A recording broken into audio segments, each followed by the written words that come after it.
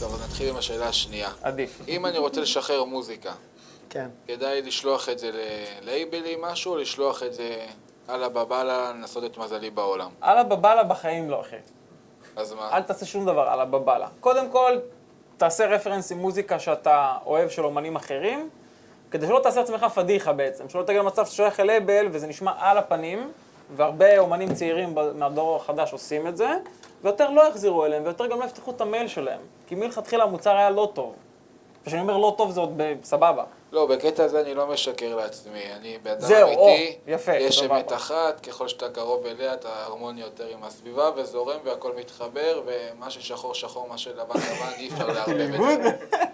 כן, חיים פעם אחת לצערנו. לגמרי, בכל הקלישאות שאפשר. והדבר השני, נזכרתי שהוא קשור לאללה בבאללה. כן. ופלי את האסימון. אם אתם יושבים ואין חשק ואין מוזה ולא זורם וניסית מלא מנגינות וכתבת כבר הרבה שירים, אז לך עוד יותר קשה, לי קל כי לא עשיתי עדיין כלום. אבל המוח שלכם כבר הציף וכל דבר מזכיר לך משהו. אתה פונה לתחום האללה בבאללה ומנסה איכשהו זריקות מזל, יש איזה שפנים לשלוח.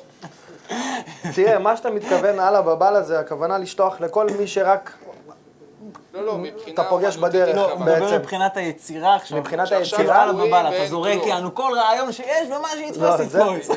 מבחינת היצירה, היצירה זה צריכה לא להיות עובד כזה מסודרת, ככה, כן. היצירה צריכה להיות הגיונית. כמו שרז אמר, לעשות רפרנסים עם אומנים שאתה שואף להיות כמוהם, או ברמה שלהם, או אומנים שאתה כן. אוהב, או סתם דוגמה ללייבלים שאתה רוצה לשלוח, אז יש להם אומנים. אז אם אתה עושה רפרנסים עם האומנים האלה, והמוזיקה שלך נשמעת פלוס מינוס מבחינת סאונד והפקה ועיבוד ורעיונות, תפקידים, הכל, אם זה נשמע בערך אותו דבר, אז אני חושב שאתה יכול פשוט להתחיל לשלוח לאנשים מקצועיים, אתה יודע, אבל אתה צריך להגיע לרמה עם עצמך, שאתה יודע אתה יודע ובצורה אמיתית ושקופה, שהיצירה שלך באמת ברמה שהגעת לרמה הזאת של היצירה שאתה רוצה, בשביל להתחיל לשחרר מוזיקה.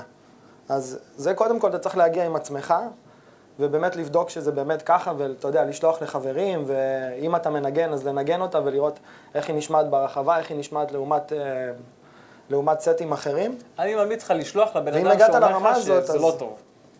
אתה יכול לשחרר. תשלח לחבר שלך שאומר לך שזה לא טוב תמיד, תמשיך אליו לשלוח. אלה שאומרים לך זה טוב, אל תשלח להם יותר. את האמת, אז אני אגיד משהו שלא התכוונתי. בכיף. במסיבה שהייתה שלנו, ניגנתי פעם ראשונה עם מוזיקה שלי 20%, סאונד מאפן, אני יכול להגיד הרבה דברים, והופתעתי מאוד מהתגובות של הקהל, כאילו, מהמוזיקה שלי לא האמנתי. זה מצוין. מדהים. אבל זה אני יודע מצוין. שבמקומות אחרים, כי אני בן אדם אמיתי, בלייבל זה לא יתקבל, ואפילו... למה? לא אני לא נכון, חושב אם זה עבד במסיבה, תהיה כן, אבל בטוח, הקהל הוא סאונד זה לא לא כזה הדבר מבין, היחיד. אני חושב, אם יהיה לך בסאונד ולא רעיונות כזה טובים, מבין. יכול להיות שהקהל יאהב את המוזיקה.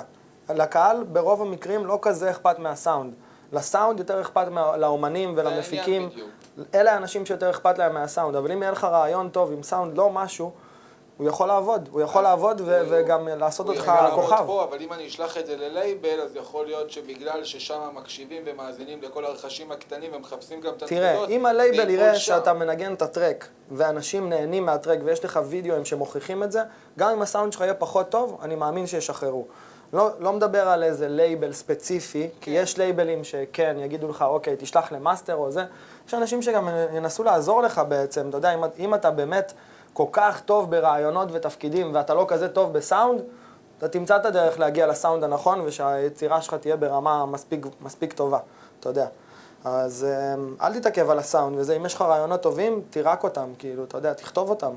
כן, זה תמיד עדיף. הסאונד ישתפר עם הזמן, כל טרק שתעשה, הסאונד שלך יהיה יותר טוב. וכמובן שאתה יכול להיעזר באנשים, וגם יש אנשים שעושים מהם מיקס ומאסטר, אז גם אליהם אפשר לפנות. תודה רבה. בכיף. באהבה.